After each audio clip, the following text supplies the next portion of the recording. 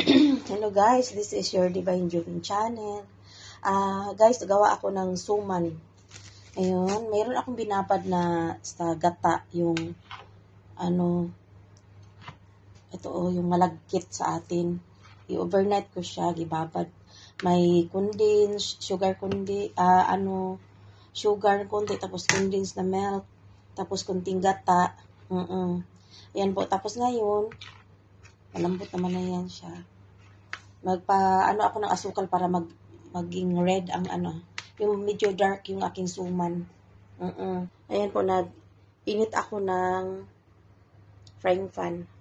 Yan, para lusawin ko yung asukal para maging red or maroon.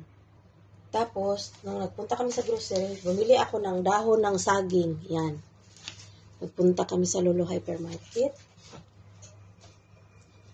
Bumili ako ng dahon para sa aking suman, binabalak na suman na gagawin. Yan, lalagyan na natin ng asukal. Ay, ako pala.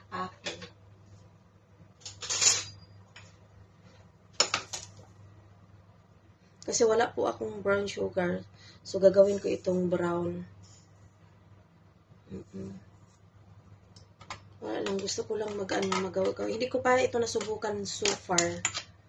Ang nasubukan ko yung yung tawag nito, suman na bilanghoy, nakamuti. Yan. Yan. Para mag-change color lang talaga siya. Yan, kita niyo yan dyan. Medyo lusaw-lusaw na siya ng konti.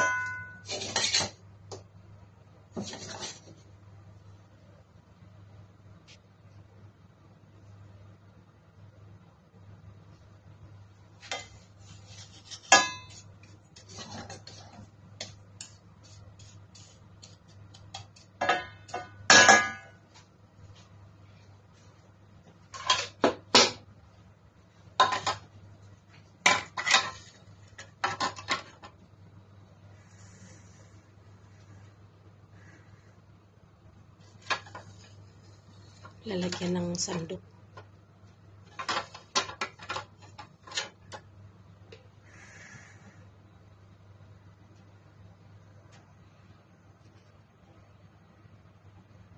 Yung unti-unti na po siyang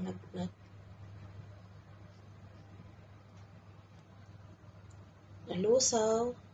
Tapos pag-iiba na yung kulay. Ay, kalabaw kabayo. Ayan po, nag-iba na po ang kulay. Ayan.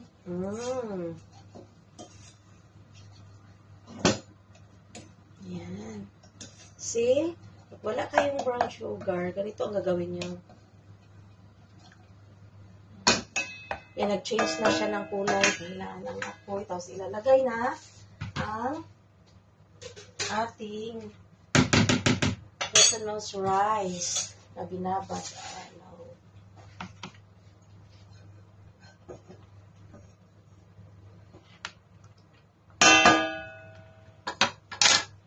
Yan po. Ang ating malagkit.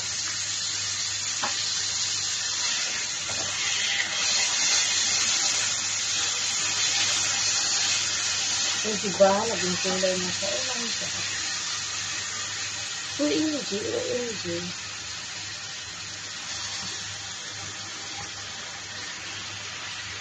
Tapos yung pinagbabaran, guys, yung sabaw niya, huwag natin itapon kasi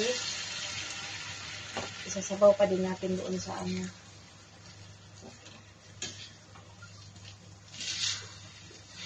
sa paglaga na nabalot na ito ng dahon ng saging, i-additional naman natin sa gawin nating tubig.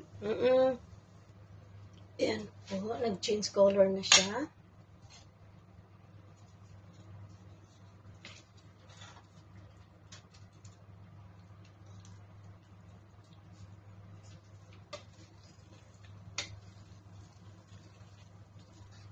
Kaya na natin ang mga 10 or 15 minutes. Hinaan masyado yung apoy. Para mag-half cook lang siya, saka nabalutin sa dahon.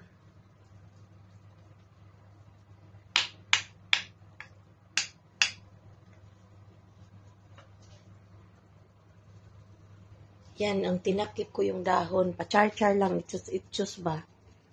Yan. May takip talaga yan siya, pero para matunaw din yung ano. Parang maluto din yung konti. Malawos ba? Malawos. Ang dahon kay ibalot. Ayan. Bawas hugasin. Diba? Tapos balik ta rin uli yan siya. Sana all. Ayan po, half cook na siya. Balutin ko na. Ayan po, nilagyan ko ng dahon yung sa loob ng kardero bago ko ilalagay yung aking mga binalot na suman.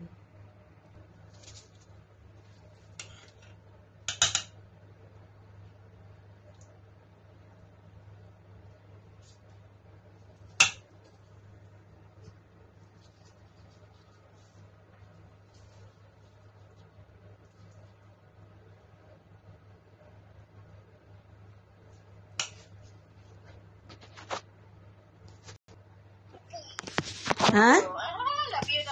Love you? Wait lang.